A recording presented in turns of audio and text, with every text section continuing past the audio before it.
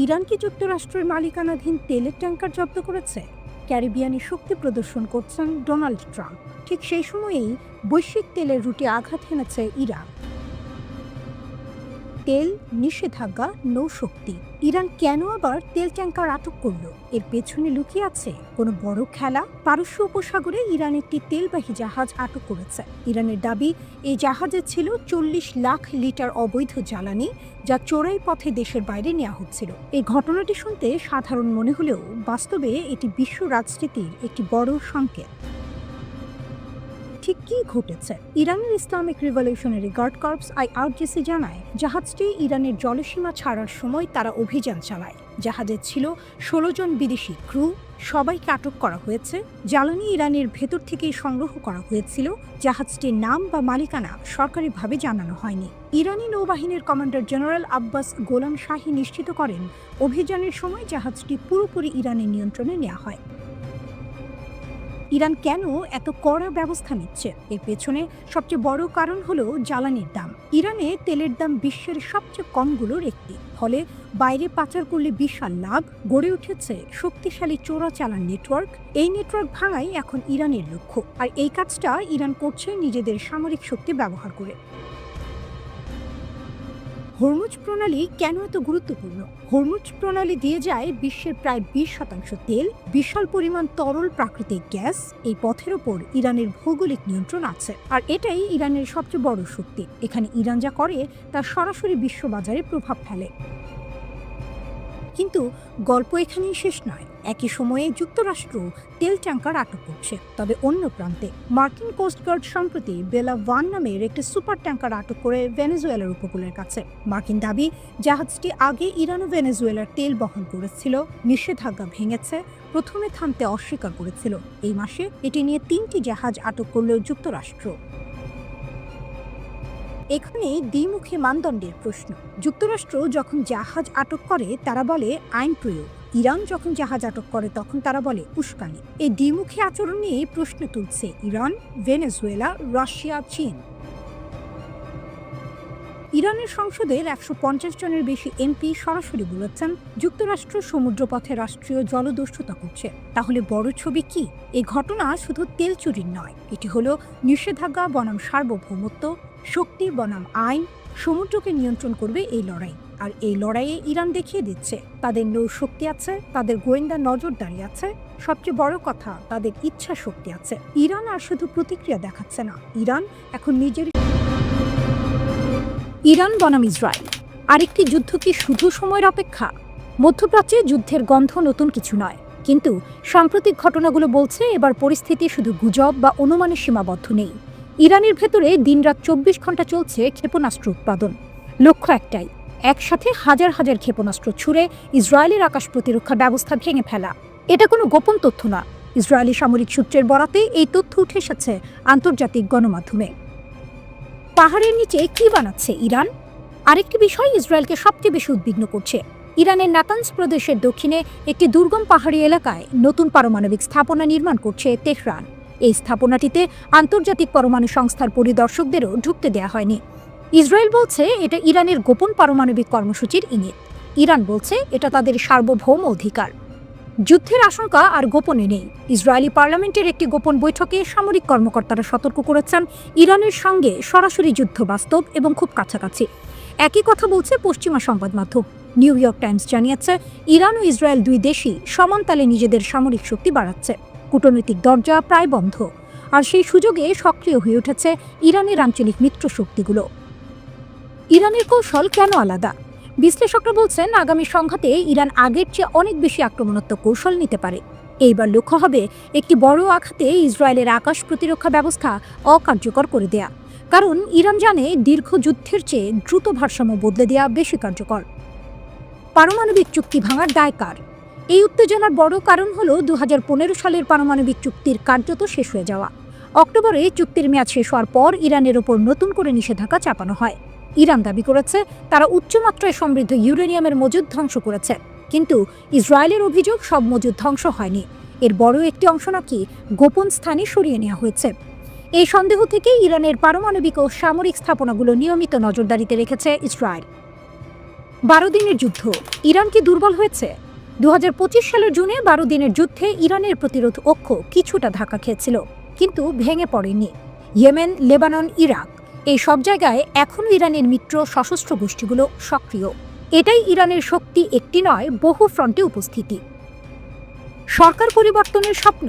ইসরায়েলের নিরাপত্তা মহলে গুঞ্জন আছে প্রেসিডেন্ট ট্রাম্পের মেয়াদ শেষ হওয়ার আগেই ইরানের সরকার পরিবর্তনের চেষ্টা হতে পারে। কিন্তু ইরানের প্রেসিডেন্ট মাসুদ পেজিশকিয়ান পরিষ্কার করে বলেছেন, ইরান শান্তি চায়, কিন্তু চাপের কাছে মাথা নোয়াবে না। পারমাণবিক বা ক্ষেপণাস্ত্র কর্মসূচি ছাড়ার প্রশ্নই ওঠে না। সবচেয়ে বড় প্রশ্ন হলো যুক্তরাষ্ট্র কি করবে। ট্রাম্প স্বীকার করেছেন, গত জুনের ইসরায়েলি হামলায় ওয়াশিংটনের সরাসরি ভূমিকা ছিল, কিন্তু তিনি এটাও জানেন মধ্যপ্রাচ্যে আরেকটি বড় যুদ্ধ আমেরিকার জন্য আত্মঘাতী হতে পারে। ইসরায়েল চায় যুক্তরাষ্ট্রকে যুদ্ধে টানতে, কিন্তু ইরান জানে এই যুদ্ধ শুরু হলে তা আর দুটি দেশের মধ্যে সীমাবদ্ধ থাকবে না। একটি ভুল সিদ্ধান্তেই পুরো মধ্যপ্রাচ্য মুহূর্তে আগুনে জ্বলে উঠতে পারে। আর ঠিক এখানেই ইরান হয়ে ওঠে নায়ক, কারণ চাপের মাঝেও নিজের অবস্থান বদলায়নি।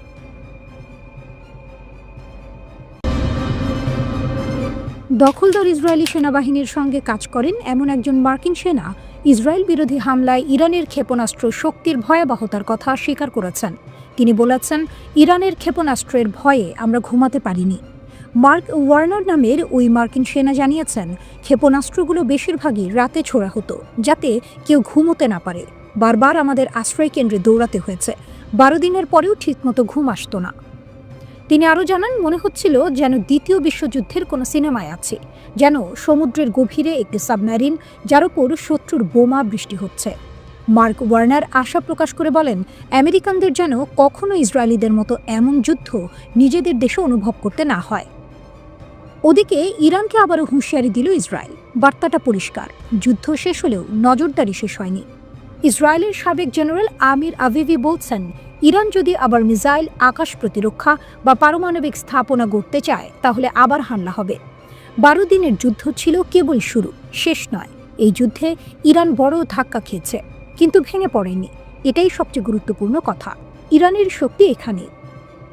ইসরায়েল ও যুক্তরাষ্ট্র জুনে বড় হামলা চালায়। নাতানজ, ইস্পাহান, ফোর্দো ইরানের গুরুত্বপূর্ণ পারমাণবিক কেন্দ্র। ইসরায়েলের দাবি, মাত্র 2 দিনের মধ্যে তেহরানের আকাশপথ খুলে ফেলা হয়েছে। 130টির বেশি আকাশ প্রতিরক্ষা ব্যবস্থা ছিল, ধ্বংস করা হয়েছে প্রায় 84টি। বড় সাফল্যের দাবি করেছে ইসরায়েল, কিন্তু ইরান এখন চুপচাপ কাজ করছে। এটাই ইসরায়েলের ভয়। জেনারেল আভিভি বলছেন, ইসরায়েল মিনিটে মিনিটে নজর রাখছে। 3টি রেড লাইন টানা হয়েছে। 1, ইরান যদি আবার উন্নত আকাশ প্রতিরক্ষা বসায়। 2, ইরান যদি ব্যালিস্টিক মিসাইল বড় আকারে উৎপাদন শুরু করে। 3, ইরান যদি পারমাণবিক অস্ত্রের পথে হাঁটে। এই 3টির যে কোনো একটি আবার যুদ্ধ ডেকে আনবে। কিন্তু এখানেই প্রশ্ন ওঠে, ইরান কি এত সহজ? ইরান বলছে তাদের পারমাণবিক কর্মসূচি শান্তিপূর্ণ, মিসাইল কর্মসূচি প্রতিরক্ষামূলক। আর বাস্তবতা, ইরান এখনও অঞ্চলের সবচেয়ে বড় মিসাইল শক্তিগুলোর একটি। হুথি, হিজবুল্লাহ এগুলো শুধু নাম নয়, এগুলো ইরানের কৌশলগত বাহু। যুদ্ধের সময় ইরান সরাসরি আঘাত হেনেছে, ইসরায়েলে বেসামরিক মানুষ মারা গেছে। এটাই প্রমাণ ইরান কাগুজে বাঘ নয়। ইসরায়েল বিজ্ঞানীদের লক্ষ্য করেছে, কারখানা ধ্বংস করেছে, গোপন বাহিনী IRGC এর শীর্ষ কর্মকর্তাদের হত্যা করেছে। তবুও ইরান টিকে আছে। বেঁচে থাকা বিজ্ঞানীদের নিরাপদ স্থানে সরানো হয়েছে, গবেষণা ছড়িয়ে দেওয়া হয়েছে। এই কাজটাই শক্ত রাষ্ট্র করে। এখন শুরু হয়েছে নতুন অধ্যায়, গোপন হামলা, সাইবার আক্রমণ, গোয়েন্দা তৎপরতা। ইসরায়েল লেবানন ও গাজায় হামলা চালাচ্ছে, আর ইরান বলছে আমরাই জয়ী। পরের বার জবাব আরও কঠিন হবে। ইসরায়েলের জবাবও প্রস্তুত। এইবার সরকার পতনও আলোচনায় আসতে পারে, কিন্তু ইতিহাস বলে ইরান চাপ সহ্য করতে জানে, ভাঙে না, পুনর্গঠন করে। এই দ্বন্দ্ব থামেনি, শুধু রূপ বদলেছে। কিভাবে ইউক্রেন ড্রোন দিয়ে পুতিনের সাবমেরিনে আঘাত করল? যুদ্ধ মানে ট্যাঙ্ক, ফাইটার জেট আর কামানের লড়াই। এই ধারণা যদি এখনও কারো মাথায় থাকে, তাহলে কৃষ্ণ সাগরের এই ঘটনা সেই ধারণা চূর্ণ করে দেবে। রাশিয়া ইউক্রেন যুদ্ধে এবার জন্ম নিল নতুন এক ইতিহাস। রাশিয়ার কৃষ্ণ সাগরীয় নভোরিসিয়েস্ক বন্দরে গোপনে অবস্থান করছিল পুতিনের নৌবাহিনীর একটি কিলো ক্লাস সাবমেরিন। শব্দহীন, অত্যন্ত শক্তিশালী এবং রুশ নৌকৌশলের অন্যতম ভরসা। ঠিক সেই সাবমেরিনটিকেই নিশানা করল ইউক্রেন। কিন্তু কিভাবে? সাবমেরিন বনাম ড্রোন, অসম লড়াই। ইউক্রেন ব্যবহার করেছে সামুদ্রিক ড্রোন। এগুলো কোনো সাধারণ ড্রোন নয়, পানির নিচ দিয়ে নিঃশব্দে চলতে পারে, শত্রুর নজর এড়িয়ে বন্দরের ভেতরে ঢুকে বিস্ফোরণ ঘটাতে সক্ষম।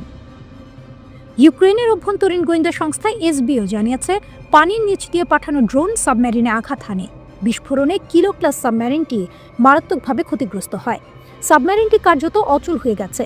ইতিহাসে এই প্রথম কোনো দেশ সামুদ্রিক ড্রোন ব্যবহার করে সরাসরি সাবমেরিনে হামলা চালানোর দাবি করল। কেন এই হামলা এত গুরুত্বপূর্ণ? কিলো ক্লাস সাবমেরিন নিয়ে রাশিয়া গর্ব করে। এগুলোকে বলা হয় ব্ল্যাক হোল সাবমেরিন, কারণ এগুলো এতটাই নীরব যে শনাক্ত করা প্রায় অসম্ভব। এই সাবমেরিনে থাকে 4টি কালিবার ক্রুজ মিসাইল লঞ্চার, ইউক্রেনের ভেতরে দূরপাল্লার হামলার সক্ষমতা, দীর্ঘ সময়ে পানির নিচে লুকিয়ে থাকার ক্ষমতা। অর্থাৎ একটি কিলো ক্লাস সাবমেরিন ধ্বংস বা অচল হওয়া মানে রাশিয়ার নৌকৌশলে বড় ফাঁক তৈরি হওয়া। প্রমাণ কি? ইউক্রেনের দাবির সঙ্গে সঙ্গে বার্তা সংস্থা রয়টার্স একটি ভিডিও প্রকাশ করেছে। ভিডিওতে দেখা যায় বিস্ফোরণের পর ধোঁয়ার কুণ্ডলী, পানির ওপর উঠে আসা বিস্ফোরণের চাপ। রয়টার্স জানিয়েছে, ভিডিওর অবস্থান নভোরোসিয়াস্ক বন্দর বলেই চিহ্নিত করা গেছে। তবে ভিডিওটি ঠিক কখন ধারণ করা হয়েছিল তা স্বাধীনভাবে যাচাই করা সম্ভব হয়নি। এখন পর্যন্ত রাশিয়া আনুষ্ঠানিকভাবে এই হামলার বিষয়ে কিছু বলেনি। ইউক্রেন কি বার্তা দিতে চায়? এই হামলা শুধু সামরিক সাফল্য নয়, এটি একটি মনস্তাত্ত্বিক বার্তা। যখন জার্মানির বার্লিনে রাশিয়া ইউক্রেন যুদ্ধ বন্ধের আলোচনা চলছে, ঠিক তখনই এই হামলা দেখিয়ে দিল ইউক্রেন এখনও রাশিয়ার জন্য বড় ক্ষতির কারণ হতে পারে। যুদ্ধক্ষেত্রে তারা নতুন প্রযুক্তি ব্যবহার করতে ভয় পায় না। রাশিয়ার সবচেয়ে সুরক্ষিত সামরিক সম্পদও এখন নিরাপদ নয়। পুতিন কি করবেন? একটি বিষয় নিশ্চিত, এই দুঃসাহসিক হামলা পুতিন হালকাভাবে নেবেন না। এখন পর্যন্ত দেখা গেছে, ইউক্রেন যতবার রাশিয়াকে চমকে দেওয়ার চেষ্টা করেছে, রাশিয়া তার চেয়ে কয়েক গুণ বেশি আঘাত ফিরিয়ে দিয়েছে। অতীতে রুশ নৌবাহিনীর জাহাজে হামলার জবাবে ইউক্রেনের বন্দর, বিদ্যুৎ কেন্দ্র ও পণ্যবাহী জাহাজে আঘাত এসেছে। এই ঘটনার পর রাশিয়ার প্রতিক্রিয়া কী হবে সেটাই এখন বড় প্রশ্ন। এই হামলা প্রমাণ করে দিয়েছে, ভবিষ্যতের যুদ্ধ আর শুধু আকাশ বা স্থলের নয়, সমুদ্রের গভীরতাও এখন যুদ্ধক্ষেত্র। সস্তা কিন্তু বুদ্ধিমান ড্রোন কিভাবে বিশ্বের অন্যতম শক্তিশালী নৌবাহিনীকে চ্যালেঞ্জ করতে পারে, নভোরোসিয়াস্কের এই ঘটনা তার জীবন্ত উদাহরণ। ইতিহাসের পাতায় হয়তো লেখা থাকবে, এই দিন থেকেই নৌযুদ্ধের নিয়ম বদলে গিয়েছিল। ইরান কি আবারও বড় ধরনের সংঘাতের জন্য প্রস্তুত? যে কোনো হুমকির জবাব দিতে কতটা সক্ষম তেহরান? এই প্রশ্নগুলোর উত্তর খুঁজতে হলে আমাদের তাকাতে হবে ইরানের সামরিক নেতৃত্বের সর্বশেষ বক্তব্যের দিকে, কারণ যুদ্ধ শেষ হলেও প্রস্তুতির গল্প এখানেই থেমে নেই। ইরানি সেনাবাহিনীর গ্রাউন্ড ফোর্সের কমান্ডার ব্রিগেডিয়ার জেনারেল আলী জাহান শাহী স্পষ্ট ভাষায় জানিয়েছেন, ইরানের সব সেনা ইউনিট এখন যে কোনো হুমকি মোকাবিলায় সম্পূর্ণ প্রস্তুত। তার দাবি অনুযায়ী সক্ষমতা, সরঞ্জাম এবং প্রশিক্ষণ তিনটি ক্ষেত্রেই ইরানের সশস্ত্র বাহিনী বর্তমানে সর্বোচ্চ প্রস্তুতির অবস্থানে রয়েছে। কিন্তু প্রশ্ন হলো, এই আত্মবিশ্বাসের উৎস কোথায়? জেনারেল জাহান শাহী বারবার উল্লেখ করেছেন 12 দিনের যুদ্ধ এর অভিজ্ঞতার কথা। তার মতে, এই সংঘাত ইরানের জন্য শুধু একটি যুদ্ধ ছিল না, বরং এটি ছিল একটি বাস্তব পরীক্ষাগার, যেখানে আধুনিক যুদ্ধের প্রায় সব উপাদান, সাইবার, ড্রোন, ক্ষেপণাস্ত্র, মনস্তাত্ত্বিক চাপ সবকিছুরই সম্মুখীন হয়েছে ইরান। তিনি বলেন, সর্বোচ্চ ধর্মীয় নেতা আয়াতুল্লাহ আলী খামেনির সরাসরি নির্দেশনা ও দিক নির্দেশনায় যুদ্ধ পরবর্তী সময়ে ইরানের সামরিক প্রস্তুতি বহুগুণে বেড়েছে। শুধু কৌশলগত পরিবর্তন নয়, বরং পুরো কমান্ড কাঠামো ও যুদ্ধ প্রস্তুতির দর্শনেই এসেছে রদবদল। এখানে একটি গুরুত্বপূর্ণ বিষয় আছে। ইরান বারবার জোর দিয়ে বলছে, তাদের সামরিক শক্তির বড় অংশই দেশীয় সক্ষমতার উপর নির্ভরশীল। জেনারেল জাহান শাহীর ভাষায়, অত্যাধুনিক প্রযুক্তিতে ইরানের যে অগ্রগতি, তার পেছনে রয়েছে আত্মনির্ভরশীলতা, আত্মবিশ্বাস এবং নিজস্ব প্রযুক্তি উন্নয়নের প্রতি দৃঢ় বিশ্বাস। 12 দিনের যুদ্ধের প্রসঙ্গ টেনে তিনি বলেন, ইসরায়েল যুক্তরাষ্ট্র ও ন্যাটোর সহায়তায় অত্যাধুনিক বৈশ্বিক প্রযুক্তি ব্যবহার করে এই যুদ্ধ শুরু করেছিল। পরিকল্পনা ছিল অত্যন্ত সুপরিকল্পিত। শত্রুপক্ষ বিশ্বাস করেছিল, এই সংঘাতের মধ্য দিয়েই ইরানের শাসন ব্যবস্থাকে ভেঙে ফেলা যাবে। কিন্তু বাস্তবতা ছিল ভিন্ন। জেনারেল জাহান শাহী স্বীকার করেন, এই যুদ্ধে ইরান ক্ষতির সম্মুখীন হয়েছে। বেশ কয়েকজন সিনিয়র কমান্ডার শহীদ হয়েছেন, মোট 58 জন সেনা প্রাণ দিয়েছেন। কিন্তু তার মতে, মূল লক্ষ্য অর্জনে শত্রু পুরোপুরি ব্যর্থ হয়েছে। বরং এই যুদ্ধ ইরানের ক্ষেপণাস্ত্র সক্ষমতাকে নতুন করে সামনে এনেছে। ইরান দাবি করে, সংঘাতের সময় তাদের ক্ষেপণাস্ত্র হামলা শত্রুপক্ষের ওপর তীব্র সামরিক ও মনস্তাত্ত্বিক চাপ সৃষ্টি করেছে। বিশেষ করে দখলকৃত অঞ্চলের বিভিন্ন শহরে হামলা ইসরায়েলের নিরাপত্তা ধারণাকেই প্রশ্নের মুখে ফেলেছে। সংঘাতের পেছনের টাইমলাইন দেখলেও বিষয়টি পরিষ্কার হয়। 13 জুন ইসরায়েল ইরানের বিরুদ্ধে আগ্রাসী যুদ্ধ শুরু করে। 12 দিন ধরে ইরানের সামরিক স্থাপনা, পারমাণবিক কেন্দ্র এবং এমনকি আবাসিক এলাকাও লক্ষ্যবস্তুতে পরিণত হয়। পরিস্থিতি আরও ভয়াবহ হয়ে ওঠে 22 জুন, যখন যুক্তরাষ্ট্র সরাসরি যুদ্ধে জড়িয়ে পড়ে। সেদিন নাতানজ, ফোর্দো ও ইস্পাহানের 3টি গুরুত্বপূর্ণ পারমাণবিক স্থাপনায় হামলা চালানো হয়। এর জবাব আসে দ্রুত। IRGC aerospace force operation true promise 3 এর আওতায় 22 দফায় পালাক্রমে ক্ষেপণাস্ত্র হামলা চালায়। ইরানের দাবি, এই হামলাগুলো দখলকৃত অঞ্চলে ব্যাপক ক্ষয়ক্ষতির কারণ হয়। শুধু তাই নয়, যুক্তরাষ্ট্রের হামলার প্রতিশোধ হিসেবে কাতারের আল উদাইদ এয়ারবেজেও ক্ষেপণাস্ত্র হামলা চালায় ইরান। এই ঘাঁটিটি মধ্যপ্রাচ্যে যুক্তরাষ্ট্রের সবচেয়ে বড় সামরিক স্থাপনা হিসেবে পরিচিত। সবশেষে 24 জুন একটি যুদ্ধবিরতির মাধ্যমে সংঘর্ষ থামে, কিন্তু জেনারেল জাহান শাহীর বক্তব্যে একটি বার্তা খুব স্পষ্ট: যুদ্ধবিরতি মানেই প্রস্তুতির অবসান নয়। ইরানের সশস্ত্র বাহিনী এখনও সর্বোচ্চ সতর্ক অবস্থানে রয়েছে। যুক্তরাষ্ট্রের বিরুদ্ধে জলদস্যুতার অভিযোগ তুলেছে ইরান। আন্তর্জাতিক রাজনীতিতে কখনো কখনো একটি শব্দই পুরো বিতর্কের দিক বদলে দেয়। ইরানের পররাষ্ট্র মন্ত্রণালয়ের মুখপাত্র ইসমাইল বাঘাই ঠিক সেই শব্দটাই ব্যবহার করেছেন: স্টেট স্পন্সর্ড পাইরেসি, অর্থাৎ রাষ্ট্রীয় মদদে জলদস্যুতা। কার বিরুদ্ধে এই অভিযোগ? বিশ্বের সবচেয়ে শক্তিশালী দেশ যুক্তরাষ্ট্রের বিরুদ্ধে। ঘটনাটি কি? সম্প্রতি যুক্তরাষ্ট্রের সামরিক বাহিনী একটি ভেনেজুয়েলার তেলবাহী ট্যাঙ্কার জব্দ করে। ওয়াশিংটনের দাবি, এই পদক্ষেপ তাদের নিষেধাজ্ঞা বাস্তবায়নের অংশ। কিন্তু তেহরানের বক্তব্য একেবারেই ভিন্ন।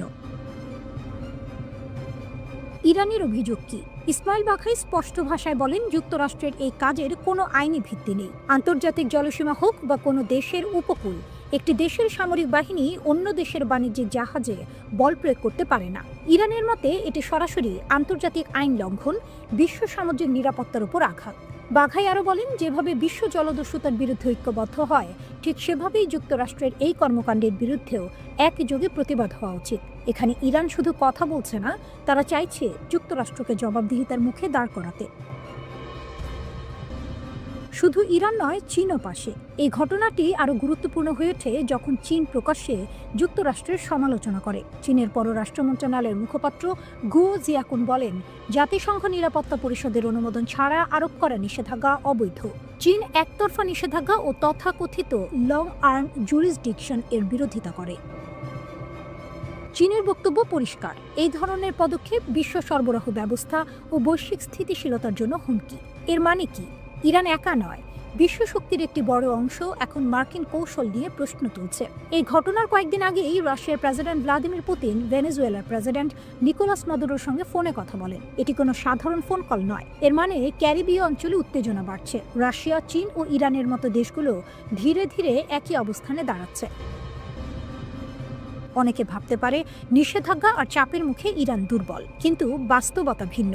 ইরান এখনও বিশ্বের অন্যতম শক্তিশালী ক্ষেপণাস্ত্র ভান্ডার ধরে রেখেছে, নিজস্ব ড্রোন প্রযুক্তিতে স্বনির্ভর, পারস্য উপসাগর ও হরমুজ প্রণালীতে কৌশলগত নিয়ন্ত্রণ সক্ষমতা রাখে। বছরের পর বছর চাপ সহ্য করার মতো রাজনৈতিক ও সামরিক স্থিতিস্থাপকতা তৈরি করেছে। এই কারণেই ইসরায়েল কিংবা যুক্তরাষ্ট্র কেউই ইরানকে সরাসরি যুদ্ধে জড়াতে সহজ সিদ্ধান্ত নিতে পারে না। ইসরায়েল ইরানকে হুমকি হিসেবে দেখে ঠিকই, কিন্তু ইরানের শক্তি এমন যে একতরফা সমাধান সেখানে অসম্ভব। তাহলে যুক্তরাষ্ট্র কি বার্তা দিচ্ছে? ভেনেজুয়েলার তেল জব্দ করে যুক্তরাষ্ট্র মূলত একটি বার্তা দিচ্ছে: নিষেধাজ্ঞা অমান্য করলে মূল্য দিতে হবে। কিন্তু এই বার্তাই এখন উল্টো প্রশ্নের মুখে। যুক্তরাষ্ট্র কি আন্তর্জাতিক আইন মানছে, নাকি নিজের ক্ষমতাকেই আইন বানাচ্ছে? যুক্তরাষ্ট্র একদিকে নিষেধাজ্ঞা দিয়ে চাপ বাড়াচ্ছে, ইরান, চীন ও রাশিয়া বলছে আন্তর্জাতিক আইন সবার জন্য সমান হতে হবে। ইরান বহু বছর ধরে এক অদ্ভুত সমীকরণে খেলছে। বাইরে থেকে দুর্বল মনে হলেও ভেতরে কই মাছের প্রাণ। সরাসরি যুদ্ধে নামা নয়, বরং গা ঢাকা দেয়া, আড়ি পাতা আর সময়কে নিজের পক্ষে আনা, এই হলো তাদের ছায়া কূটনীতি। এটা আকাশ কুসুম নয়, বাস্তব, হিসেবে আর ভয়ঙ্করভাবে কার্যকর।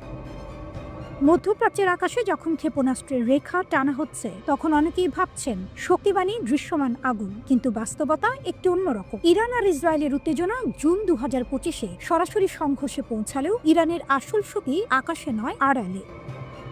2024 সালে যুক্তরাষ্ট্রের গোয়েন্দা প্রধান বলেছিলেন, ইরান খোলা যুদ্ধে নয়, কাজ করে প্রক্সি, অস্বীকার আর নেটওয়ার্কে। মানে অরণ্যে রোদন না করে চুপচাপ কাজ। কোথাও নিজের সামনে আসে না, কিন্তু প্রভাব ফেলে অক্ষরে অক্ষরে। ফলে শত্রু বুঝে ওঠার আগেই টনক নড়ে। ইরান জানে পশ্চিমা ভাবনায় শক্তি মানেই দৃশ্যমান, তাই তারা উল্টো পথে হাঁটে। গল্প, বয়ান, বিশ্লেষণ সবকিছুকে অস্ত্র বানায়। পশ্চিমা থিঙ্ক ট্যাঙ্কে বয়ান ঢোকানো, মিডিয়ায় স্বাভাবিকীকরণ, এগুলো জিলাপির প্যাঁচ। এখানে লক্ষ্য কাউকে বোঝানো নয়, বরং পরিস্থিতিকে স্বাভাবিক বানানো। ফলে বিরোধিতা পদ্মপাতায় জল হয়ে যায়।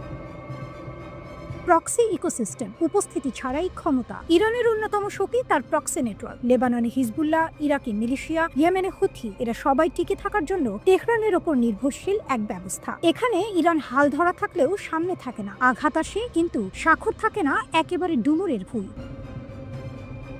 2023-এর পর থেকে ইরাক, সিরিয়ায় যুক্তরাষ্ট্রের ওপর বহু হামলা হয়েছে। তেহরান বলেছে, আমরা নিয়ন্ত্রণ করি না। এই অস্বীকারই তাদের শক্তি। অহিনুকুল সম্পর্কের মাঝে তারা এমনভাবে খেলেছে যে প্রতিশোধ নিলেও প্রমাণ মেলে না। ইরান সংকটকে সমস্যা ভাবে না, তাই তাড়াহুড়ো নেই, সময় তাদের বন্ধু। অন্যরা ক্লান্ত হলেই ইরান থাকে। এটাই খামেনির দেশের বৈশিষ্ট্য। যুদ্ধের উত্তাপে সবাই অগ্নিশর্মা, আর ইরান মাথা ঠান্ডায় হিসেব কষে। জুন 2025-এ ইসরায়েলের হামলায় ইরানের কিছু সক্ষমতা ক্ষতিগ্রস্ত হয়েছে। এয়ার ডিফেন্স, ক্ষেপণাস্ত্র, অবকাঠামো। সিরিয়ায় রাজনৈতিক পরিবর্তনে স্থলপথে চাপ। কাগজে কলমে মনে হতে পারে অক্ষ দুর্বল, কিন্তু ইরান গদাই লস্করি চাল চালে না, তারা দিক বদলায়। উপসাগরীয় দেশগুলোর সঙ্গে সহাবস্থান, সৌদি ইরান সম্পর্ক, আমিরাতের অর্থনৈতিক যোগাযোগ সবই বাস্তববাদ। পূর্বমুখী কূটনীতিতে রাশিয়া চীনের সঙ্গে সমীকরণ বাড়ছে। এতে ছায়া কৌশলের জন্য রাজনৈতিক ঢাল মেলে। চাপ বাড়লেও কাজ চলে, হালে পানি পাওয়া যায়। এই ছায়াযুদ্ধের খরচ কম নয়, দীর্ঘ তুষের আগুন। যুক্তরাষ্ট্রের কংগ্রেসও অসন্তোষ। তবুও ইরান জানে খোলা কূটনীতিতে তাদের লাভ কম, তাই তারা চেয়ার না পেলে চেয়ার সাজায়, হাতে হাড়ি না ভেঙে আড়ালে কাজ করে। এই অঞ্চলে যেখানে দৃশ্যমান যুদ্ধ চলছে, সেখানে অদৃশ্য থাকাই বড় অস্ত্র। ইরান সবসময় সামনে আসে না, প্রয়োজনও পড়ে না। ক্লান্ত মধ্যপ্রাচ্যে দৃশ্যমান আগুনের ভিড়ে অদৃশ্য প্রভাবই তাদের স্থায়ী সুবিধা, যতদিন সময় তাদের পক্ষে থাকে।